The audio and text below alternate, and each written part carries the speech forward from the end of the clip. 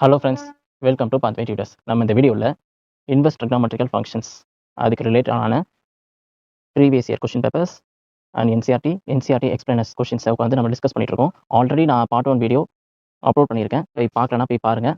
சரி, வாங்க வீடியோக்குள்ளே போகலாம். இந்த 10வது கொஷினில் என்ன சொல்லியிருக்காங்க?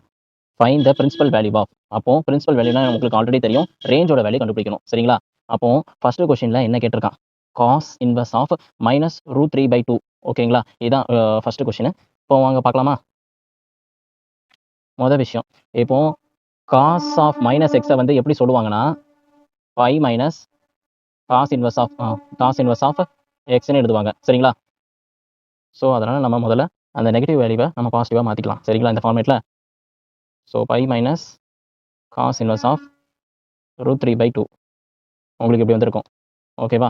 இப்போ pi minus cos inverse of, எப்போ வந்து காஸ் வந்து √3/2 எடுக்கும்?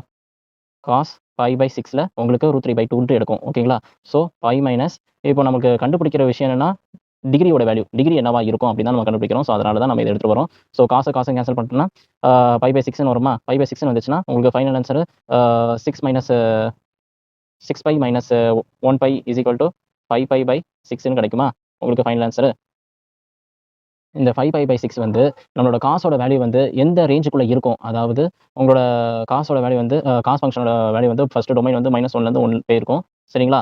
அதோட கோடொமைன் என்னவா இருக்கும்னா 0 to πக்குள்ளே இருக்கணும். சரிங்களா? அந்த கோடொமைனுக்குள்ளே இந்த 5π/6 வந்து அது உள்ளே இருக்கான்னு பார்க்கணும். அப்படி உள்ளே இருந்தால் தான் இது கரெக்ட், இல்லைனா இது தப்பு. சரி, π/6 வந்து உங்களோட கோடொமைனில் இருந்துச்சுன்னா அப்போ அது வந்து கரெக்ட், அப்படி இல்லைனா அது வந்து தப்பு. சரிங்களா? ஸோ அதனால் 5 × πயோட வேல்யூ வந்து 180 டிகிரி. சரிங்களா? ஸோ இது 16 ஆர் 36 ஆர் உங்களுக்கு வந்து 180 வரும். ஸோ அதனால் உங்களுக்கு 30 × 5, ஸோ 150 டிகிரி. 150 டிகிரி வந்து உங்களுக்கு 180 டிகிரிக்குள்ளே தான் இருக்கும். உங்களோட இன்டர்வல் என்ன?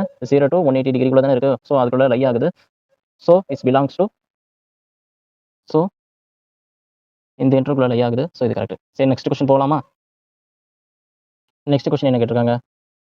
Cos inverse of -1/√2. சரிங்களா? இப்போ இது வந்து